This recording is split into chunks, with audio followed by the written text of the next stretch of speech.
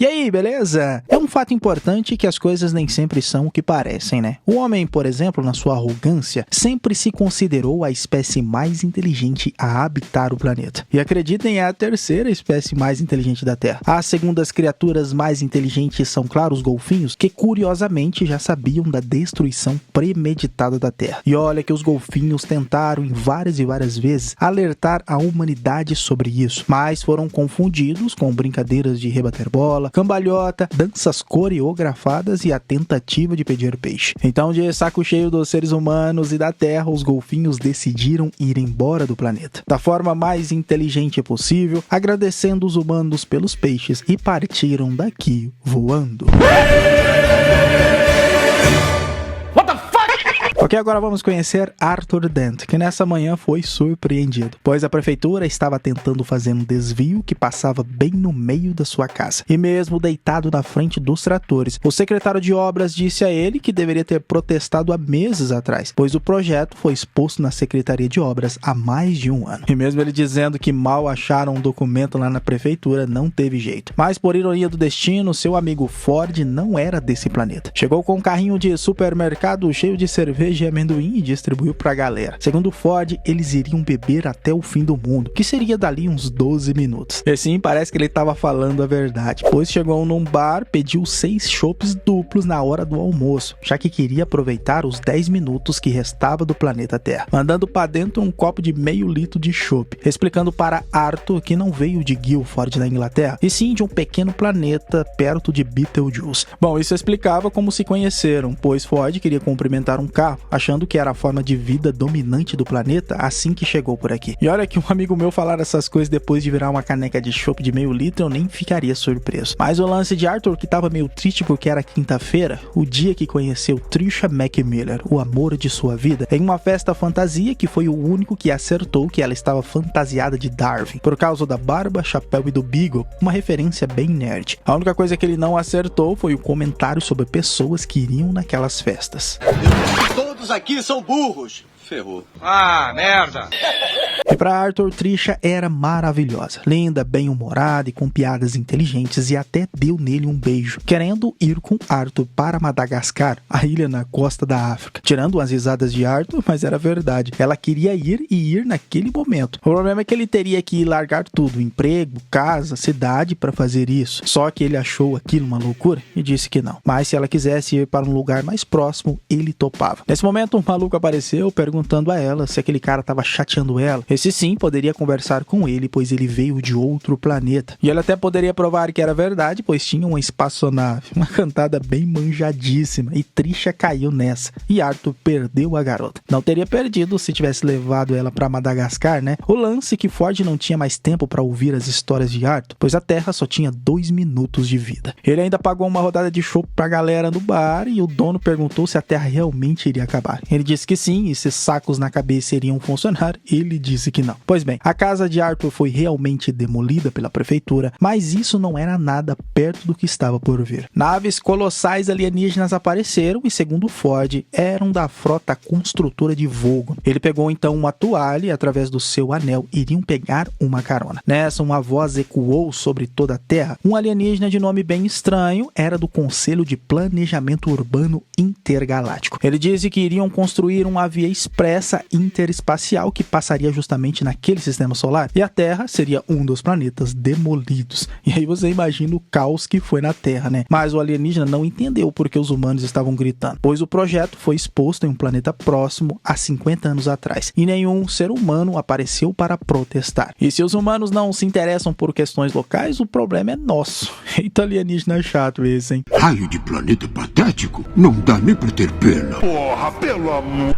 Ok, mas faltando poucos segundos, através do anel de Ford, os dois foram parar dentro de uma das naves que cercavam a Terra. E assim atiraram na Terra, que foi completamente destruída, resumida em pó. Eu não sei se daria tempo nem para perceber alguma coisa, mas aí conhecemos o Guia do Mochileiro das Galáxias. Um livro impressionante e complexo, o mais popular do universo e ao mesmo tempo o mais polêmico. Ainda mais que a trilogia filosófica de Ullum Kalumf, que fala onde Deus errou, mais alguns erros de Deus Deus, e quem é esse Deus afinal, né? Um guia espacial para a sobrevivência por 2 motivos simples. Em primeiro lugar, era extremamente barato. E em segundo, vinha escrito na capa em letras garrafais: não entre em pânico. E isso, na hora do desespero, é muito importante. Aí Arthur começou a entender que talvez o seu amigo estava falando a verdade. Não era um ator desempregado, era um alienígena que viajava por planetas para poder colocar informações no Guia do Mochileiro das Galáxias. Mas mesmo assim, Arthur ainda não tinha entendido. Talvez por causa do choque ou da viagem, e Ford explicou mais uma vez.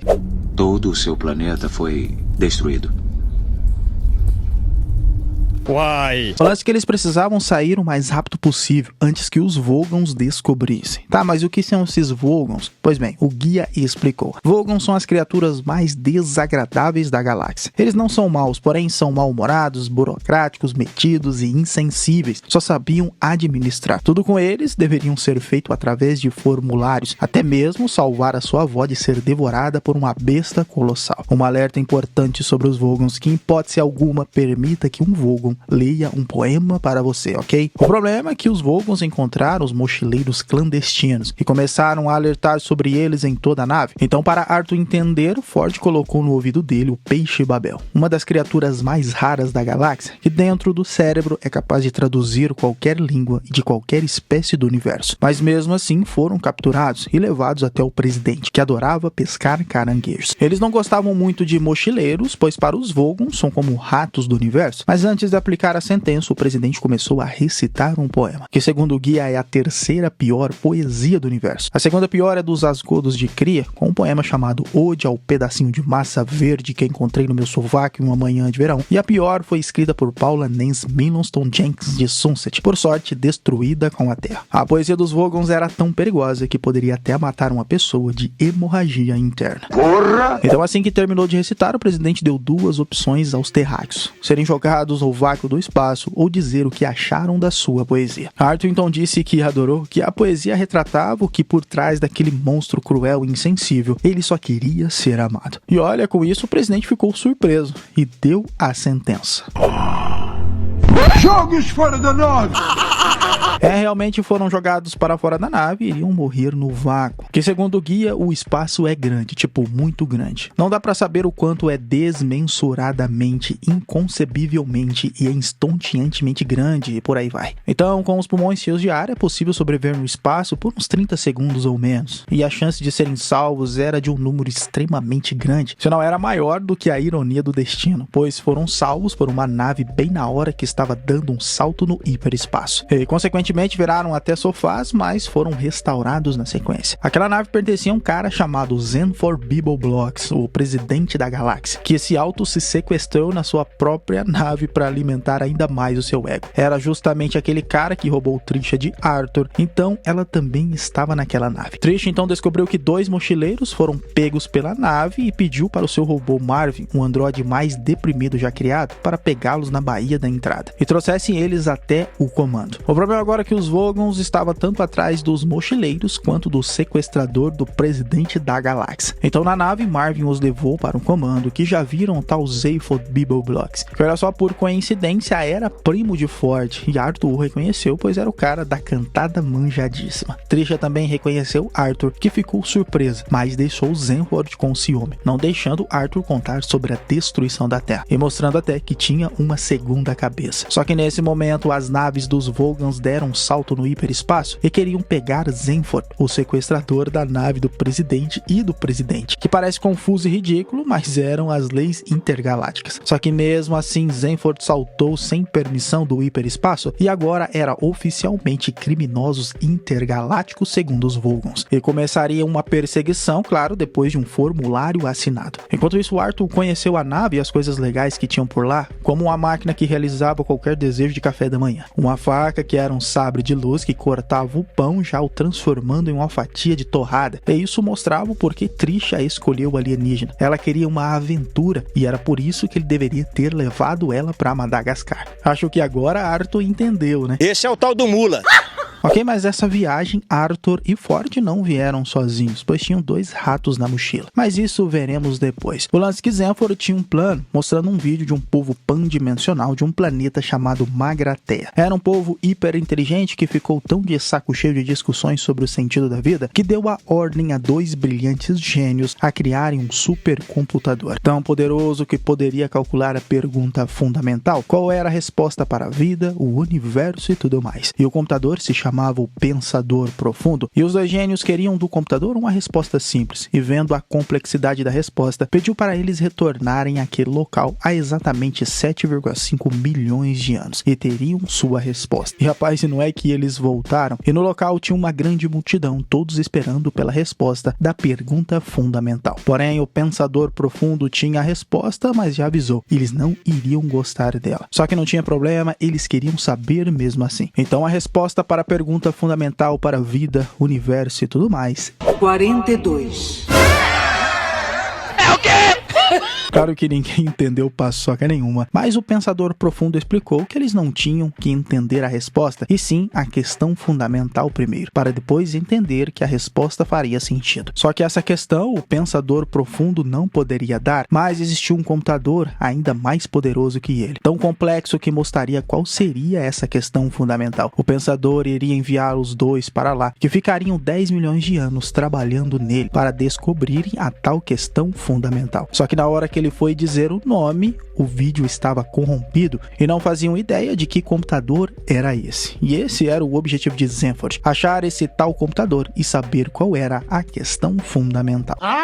Arthur e Ford não tinham muito o que fazer, então aceitaram, só que precisavam chegar a Magratea e saltariam no espaço usando o gerador de improbabilidade infinita, que em resumo, segundo o guia, ele encurta os caminhos. O problema é que você nunca vai saber onde nem quando vai parar, e muito menos o que vai ser quando chegar lá, como nesse salto que chegaram ao outro lado como um grande carretel de lã. Porém, voltaram à normalidade em poucos minutos e não estavam em Magratea, e sim em Vitivold 6, o planeta do arquirrival de Zenford, Hanna-Kavula, que acabou perdendo as eleições para Zenford, e o planeta era abrigado pelos Getravards, um povo que não gostou muito quando Deus criou o universo, pois acharam que foi uma péssima ideia. Eles acreditavam que o universo todo foi escorrido de um grande ser chamado Mega Resfriadon Verde, e eles temiam a Era do Lenço Branco. Eram seres com mais de 50 braços e por isso criaram um desodorante spray antes da roda. Ok, mas em resumo, Zenford foi falar com Hanna-Kavula, que era a papa e a autoridade maior do planeta, e oravam e reverenciavam o grande Resfriadon Verde para que nunca ficasse sem assoar os narizes. Mas o que Zenford queria de Hanna eram informações de como chegar a Magratea, e Hanna tinha as coordenadas para chegarem até o planeta, porém não era de graça. Contou que o Pensador Profundo criou uma arma e ele queria essa arma para ele. E para cumprir a palavra, Zenford teve a sua segunda cabeça arrancada como promessa de pagamento. O problema é que os Vogons chegaram no planeta para resgatar o presidente do sequestrador, que era o próprio presidente, e não faz sentido algum. E ainda começaram a atirar no sequestrador, mas tinham que proteger o presidente. Vai entender essa loucura, né? Tá entendendo? O lance é que Trisha realmente iria sequestrar o presidente para sair do planeta. E agora sim, os Vogons pegaram um sequestrador de verdade do presidente, e apesar de lentos, a ação foi rápida. Trisha foi levada para o planeta dos Vogons, e o único interessado em salvá-la, pelo jeito, era Arthur. E como os ratos fizeram uma confusão no sistema de navegação, Arthur usou o módulo de fuga para chegarem à Vogosfera, o planeta dos Vogons. Trisha foi levada como prisioneira. Já os nossos amigos passaram por uma trilha onde eram punidos por pensar. Então eles correram até chegar à corregedoria dos Vogons, e na verdade o planeta era até de boa. O único problema é que era tudo muito burocrático. Trisha, então, como prisioneira, descobriu que a Terra foi destruída para dar lugar a uma via do hiperespaço, assinada justamente pelo presidente da galáxia Zenford, que achou que era um autógrafo e ainda assinou deixando um recadinho. Então, como punição pelo seu crime de sequestro, Trisha seria devorada pela terrível besta voraz Volgazitral. Já os nossos amigos teriam que pegar uma baita de uma fila, mas como estavam com o presidente da galáxia, passariam na frente. O problema eram os formulários, já que o sequestro do presidente foi um engano. ano, teriam que preencher um formulário de liberação presidencial de prisioneiros, e esse era azul. A sorte que preencheram a tempo e corretamente, e Trisha foi liberada. O problema é que ela tava puta da vida, tanto com Zenford quanto com Arthur, por terem mentido sobre a destruição da Terra. Porém, foram embora de boas e pelo sequestro do presidente estava ok. Mas pelo presidente ficar usando o hiperespaço sem preencher os formulários, os Vogons ainda iriam ficar na cola dele. Depois disso, rolou um clima entre Arthur e Trisha e finalmente o gerador de improbabilidade os levou para a Magra Terra. O planeta, no entanto, estava fechado, mas como o presidente insistiu em descer, 2 mísseis termonucleares iriam destruir a nave. Mas Arthur, na tentativa de salvar a nave, apertou o gerador de improbabilidade e um dos mísseis se transformou em um cachalote e o outro em um vaso de petúnias, que na probabilidade disso acontecer é quase perto a zero. O que passou na cabeça da cachalote foi ainda mais louco do que da petúnia, que ambos caíram no planeta completamente gelado. Olha que bacana! Assim que desembarcaram, chegaram a 3 portais. Um se abriu e começou uma discussão se passariam ou não. Trisha decidiu pular, Ford e Zenford também, e Arthur com medo ficou para trás. Demorou demais e o portal se fechou. Os outros chegaram até o Pensador Profundo, mas Arthur ficou no planeta. Um homem apareceu para Arthur e disse que precisava levar para um lugar importante, levando até a engenharia do hiperespaço, onde tinha uma fábrica de construir planetas. E parece que houve um mal-entendido com a Terra, e os clientes que contrataram para construir a Terra, na verdade, foram 2 ratos, aqueles 2 ratos que vimos mais cedo nesse filme. Ok, então foi o momento que ele mostrou a fábrica de construir planetas. Já Trisha, Ford e Zenford chegaram finalmente ao Pensador Profundo. Zenford, como presidente e acreditando que teria a resposta que o tornaria ainda mais famoso, perguntou ao Pensador Profundo se ele tinha calculado a questão fundamental sobre a vida, o universo e o tudo mais. Mas o Pensador Profundo disse que estava ocupado assistindo o desenho e criou outro megacomputador para isso. O problema é que ele tinha sido destruído pelos Vogons para construir uma via no hiperespaço. E sim, esse supercomputador capaz de responder à questão fundamental era a Terra, que infelizmente não existia mais. Ok, né? O que restou para eles foi pegar a tal arma. E enquanto isso, o ser cósmico explicou a Arthur que a Terra era um projeto muito complexo e extremamente caro. Foi gasto uma grana preta para ser construído. Então, para não ficarem no prejuízo com os clientes, eles estavam fazendo a Terra 2, uma cópia exata da Terra 1. E Ford então achou a arma para entregar a Hannah Kavula e devolver a cabeça de Zenford. Mas era completamente diferente, pois não matava ou atirava raios ou coisa assim. Na verdade, era uma arma do ponto de vista, que se você atirasse em alguém, ela via tudo do seu ponto de vista. Aí rolou umas verdades com ambos, principalmente com Zenford, que a única coisa que ele se importava de verdade era com seu ego. E nesse momento, uma porta se abriu e os ratos apareceram. Já Arthur viu o restante da Terra ser construída, descobrindo que a Terra 1 até então tinha sido governada na sua essência por ratos e que os humanos faziam parte de um experimento desses ratos. E isso explica porque o ser humano acredita que seres superiores estão os observando. Arthur então ficou feliz que a Terra inteira estava de volta e que ela não era plana, né?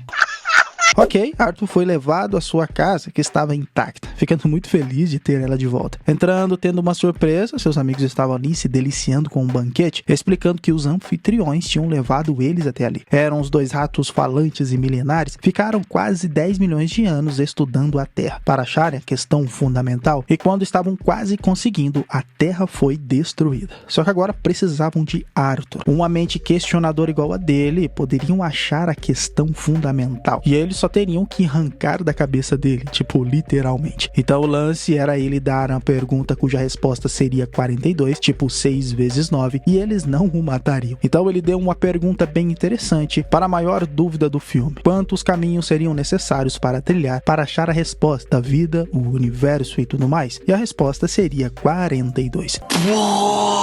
Olha só, os ratos gostaram, mas Arthur começou a se declarar, dizendo que amava Trisha, porém os ratos odiavam esse lance de amor. Iriam arrancar a cabeça dele do mesmo jeito. Mas Arthur se soltou, pegou a tigela e amassou os ratos, que na verdade eram os 2 seres pandimensionais que desapareceram. Na sequência, os Vogons tinham invadido a Terra e estavam ali para proteger o presidente dele mesmo. E assim começaram a atirar. E segundo o guia, os Vogons têm a pior mira do universo e também morriam de medo de toalhas. Nessa, acertaram Marv, o androide depressivo, que para resumir toda essa bela confusão, levantou, usou a arma do ponto de vista em todos os Vogons e eles quase morreram de tanto tédio. Assim, terminando o filme com o ser cósmico dando duas opções para Arthur, de ficar na Terra ou viajar pelas galáxias. Lógico que não escolheu ficar na Terra, e junto com sua amada, Ford e o presidente, que agora estava com sua vice, iriam ser viajantes espaciais, que não poderia esquecer sua toalha, terminando o Guia do Mochileiro das Galáxias, filme de 2005, com a Terra voltando ao normal. Espero vocês no próximo vídeo, valeu, é nóis!